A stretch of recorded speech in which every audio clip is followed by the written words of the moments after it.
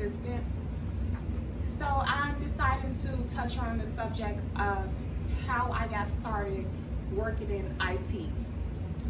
So I'm an account executive for a large software company, and I don't work here anymore, but I'm not going to disclose the current location or my current company. But since I don't work there anymore, I will say that I work for one of the largest software companies in the world, which is Micro Focus. I think they're about a $12 billion company now. They just got acquired by OpenText, which made them become a $12 billion company now.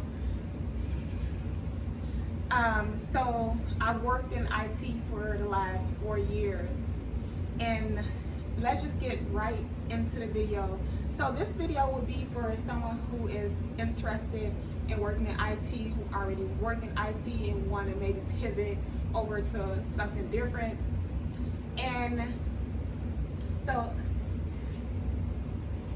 this is this video, just I'm not going to try to make it too long, but it would probably be like a 5 or 7 to 8 minute video, something in between there. And if you're interested in working in IT, I do career coaching. I help you with your resume. I help you with interviewing. I help you find the jobs, and I help you to maximize your success working in IT. So if that's something you're interested in, you can reach out to me via email or via my Instagram account, and I'll be more than happy to help you out. So the reason why I got into IT or got into corporate in general is because I live in Chicago, and like in downtown Chicago, everyone is walking around with a suit and tie. So I love downtown, I love the environment, and I always spend most of my days in downtown Chicago. So so I just kind of really like the idea of working in corporate, because that's kind of what I saw growing up in my surroundings. There's always people, you know, with double-breasted suits on, mostly men, because corporate is a male-dominated industry in general. Just working in corporate in general is normally male-dominated, but in the IT field in particular, it's still male-dominated. So I always looked up to the men that I saw with the double-breast suits on, and the ties on, and their khakis. I thought that was really nice, and I was hoping that maybe, they can become my sugar daddy. But instead, I just decided to make as much money as they make. So that kind of motivated me to start looking into some things that they may be doing. So I came across like IT, which was a big thing.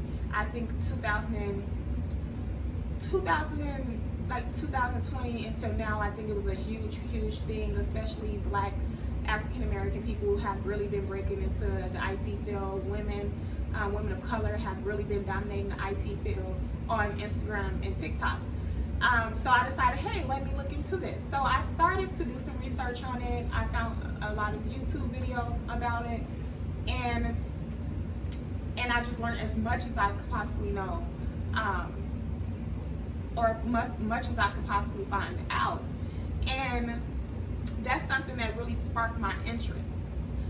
So moving forward, let me backpedal a little bit, because I never thought that I would work in IT. I never thought I would work in corporate.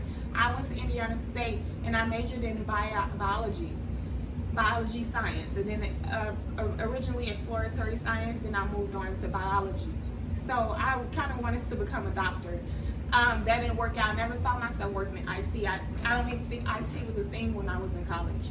I don't even think that was a real career path that people went down. There was no majors involving around IT.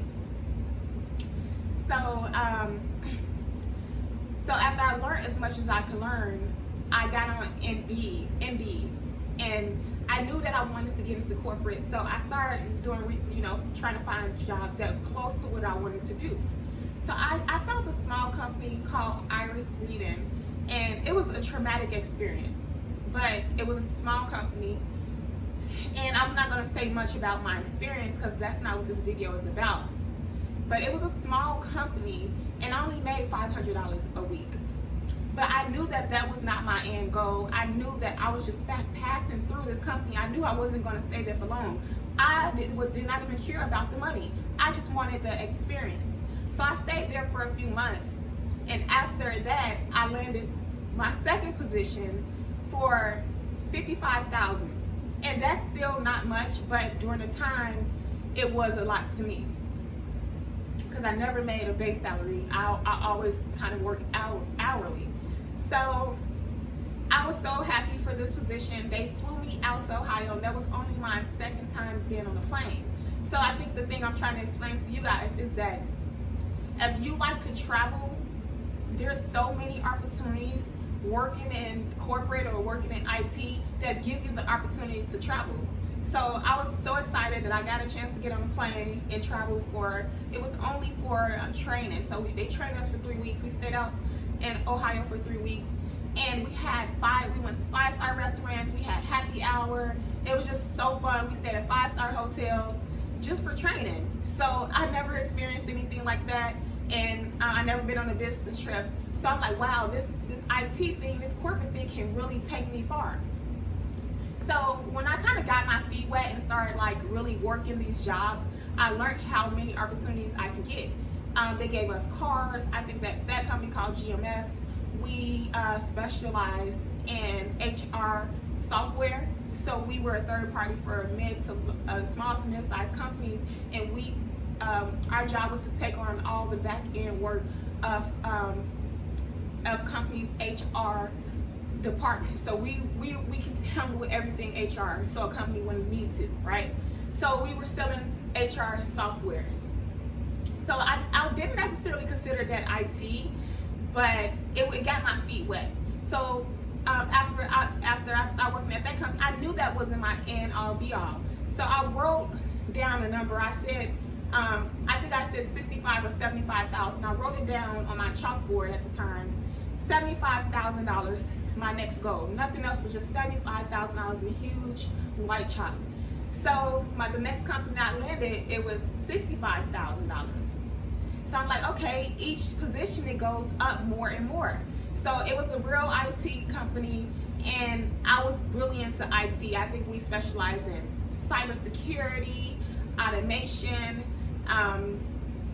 all those different things you can think of IT, application delivery automation, all those different things, Salesforce, CRMs, anything you can think of in IT, we specialize in. So, and also it was base pay plus salary. So I had the opportunity to make as much or as little as I worked for. So that's what I really, really love about working in sales and as account executive.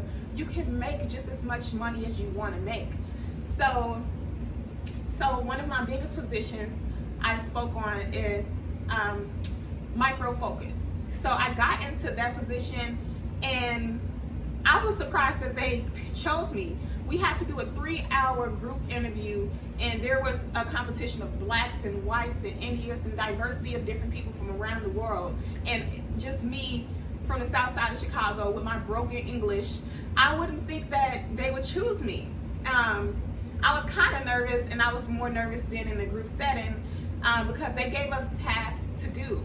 So this was, you do this, and put it together a PowerPoint on how we would sell to a decision maker. When I say decision maker, I mean C-level suite decision makers, directors, CEOs, anything you can think of when you say C-level.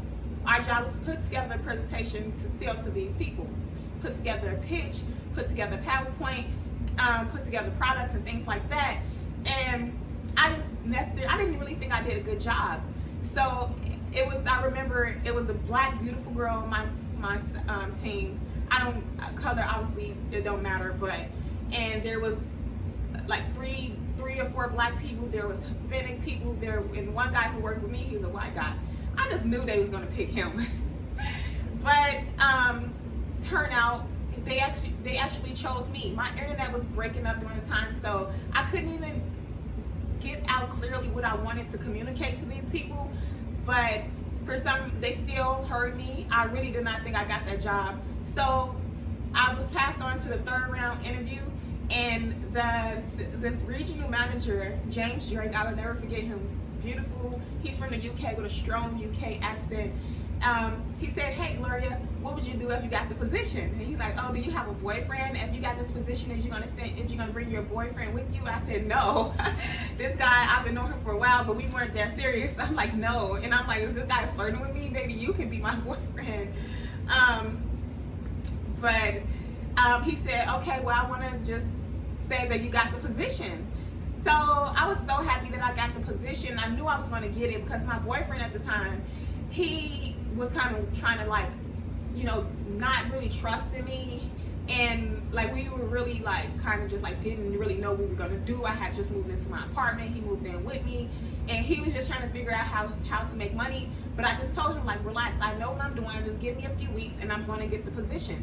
So that position was $120,000, and that's the most I've ever made. $120,000. I don't think no one in my family even made $120,000 to this day. And so I was so like, wow, I'm really going to Utah. So they sent me to Utah for training, 1 month's training, and I stayed in the Marriott, and they just made sure everything was covered. They gave me like a $30,000 sign-on bonus. The $30,000 sign-on bonus is crazy. So I think they gave me like $10,000 to relocate. Then they were giving me like $5,000 for $12,000 for just like holidays and just like commission bonuses. The company is so rich. It was more of a, I think what I thought was the most annoying thing working in a big company like that, it wasn't about your performance. You know, they didn't judge you based off your performance. They judged you based off politics, whether they like you, whether you fit in within the company, whether people around you agree with some of the things that you say or not, whether you say things that's politically incorrect.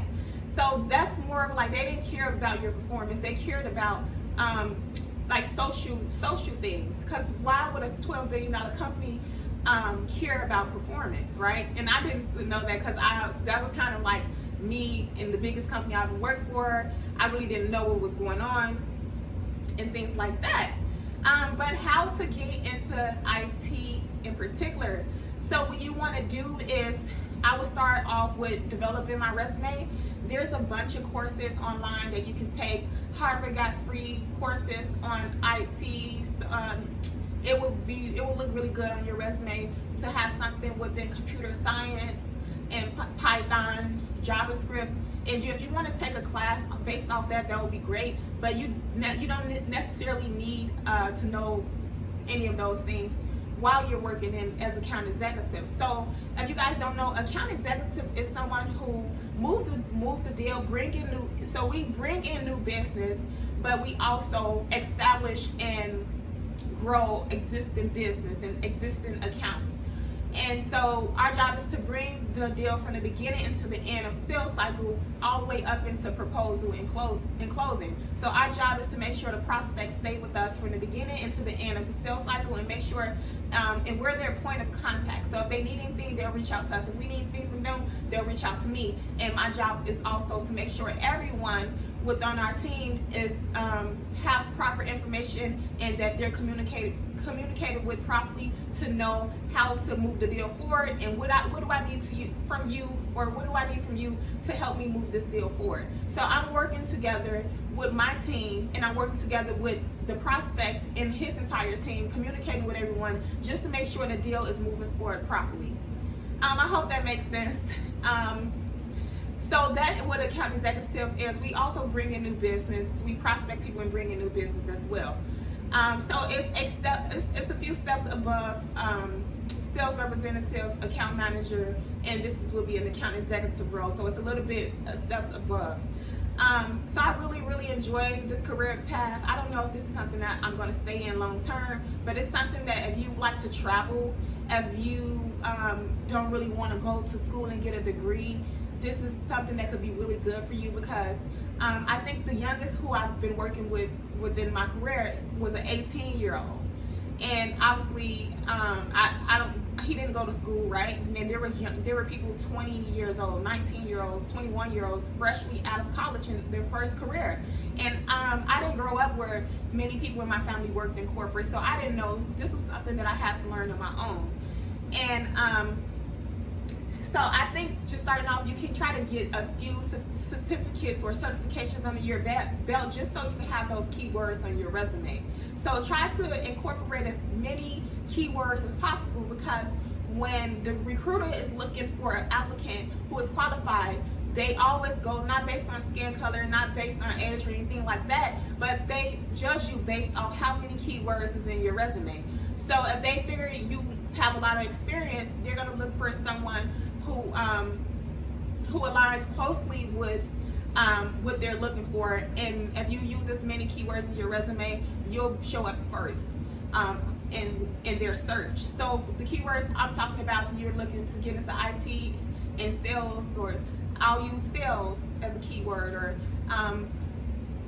or you know, Salesforce, or leadership, and those other IT words, particularly within IT, like cybersecurity, automation, CRM.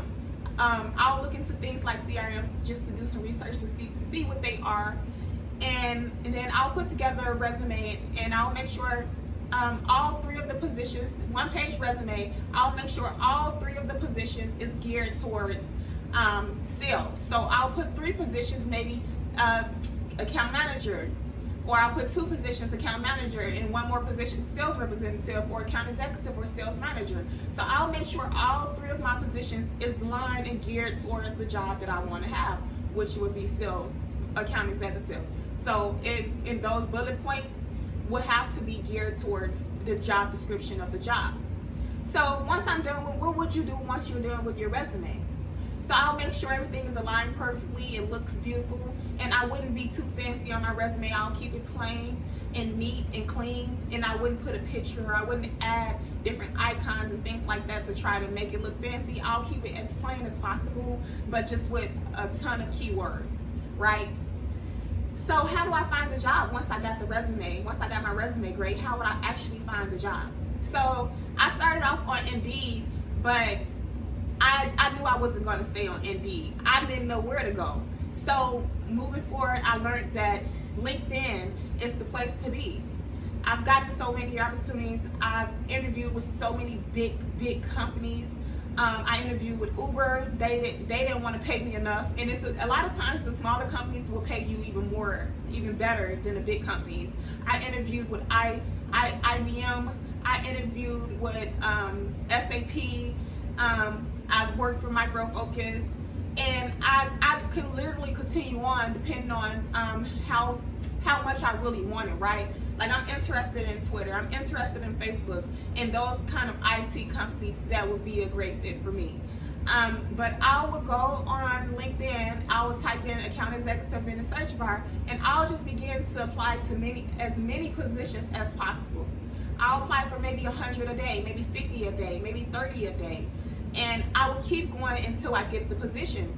I think by me being a black woman, I'll address the elephant in the room. Do I ever get discriminated against? And I'm sure I do. In the companies, of course I do, because like I said, IT is normally a male-dominated industry, so majority of these positions, I'm the only woman in the room, right? I'm the only woman in the room, and there's all white men. So of course I get discriminated against, but I think it's also an advantage because I'm the only one who look like me in the room, which allows people to want to get my input. You know, they want to know what I think because they're not used to having someone that look like me in the room, so they want to know different perspectives. So it's a disadvantage and an advantage as well as being a woman and a black woman as well, because they want different perspectives. A lot of these companies are already multi-billionaires, $12 billion, you know, so they don't really care about, I wouldn't say they don't care about the money, but you should care about the money way more than they do because it's your money you're taking home at the end of the day. But they care more about innovation, making the world a better place, and trying to move their company forward in a society where their company will be recognized even 20, 30, 40 years from now. So, and they believe by including diversity into their company, that is what's going to lead their company into the future, right? So it's an advantage to be black. It's an advantage to be a woman. It's an advantage to be Indian. It's an advantage to be Pakistan or Muslim. Like, a lot of those things will give you an advantage. So I think I definitely had an advantage being a woman and being black and working in corporate, but also obviously there were disadvantages. So I'll definitely get on LinkedIn. I'll apply to hundreds of jobs a day. I'll spend most of my time applying for jobs. Then I'll make sure that I'm not busy in between the week so that I can set my calendar and it's important to be really organized when you're interviewing, because these companies, it's not like a one interview or a two interview. There's 3 interviews at the least, 4 interviews at the most. If there's a higher position, there might be 4 or 5 or 6 interviews, and these interviews can take anywhere from a week to months to even get hired or get offered an offer letter, and then the offer letter isn't until 2 or 3 months from now, right? So it's important to be prepared for those type of things when you're interviewing. It's a grown person job. It's a grown up job. Excuse me.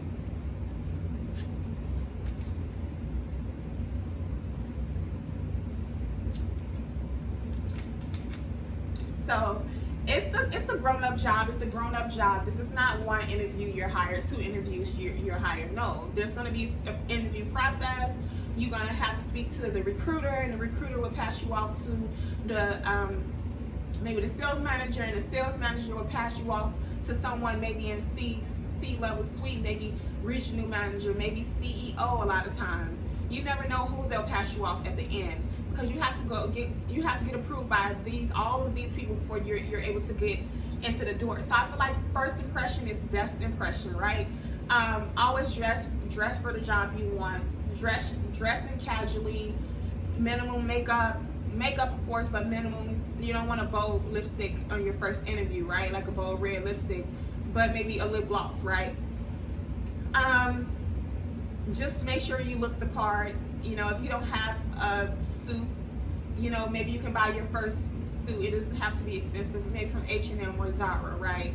And then moving forward, you're gonna start getting so much money that you're gonna happily be able to buy yourself new suits and new clothes and dresses and heels. I'm not a heels type of person at work because I go there every day. Why would I want to wear heels? Why would I wear heels every day to work? Maybe if I get into leadership, I'll wear heels every day when I get my own corner office with an overview and a lakefront, which I already had actually. Maybe I'll consider to wear heels every day. But I'm really a flats kind of girl. But anyway, I think I got off topic. So just make sure you stay organized when you're interviewing for these positions.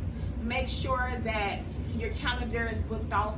If you have an interview in the morning, make sure it's booked off and no one's going to disturb you. A lot of things I ran into what probably didn't get me hired was my computer went dead. So you'll stay on the phone with someone for an hour, and you didn't expect to be on the phone with someone for an hour because you guys are really enjoying the conversation, and all of a sudden your phone go dead. Like that's horrible. So make sure your phone is charged or your laptop is charged. Whatever you're doing an interview off of is charged. Normally, there's like people really don't do in-person interviews anymore, especially if you will have to relocate for the position. It's really rare to do an in-person interview within corporate unless it's the final interview. I don't think anyone will send you in for the first interview in person. So make sure you look good. Maybe have a nice ring light when you're interviewing. And just be friendly. I think it's important to be yourself.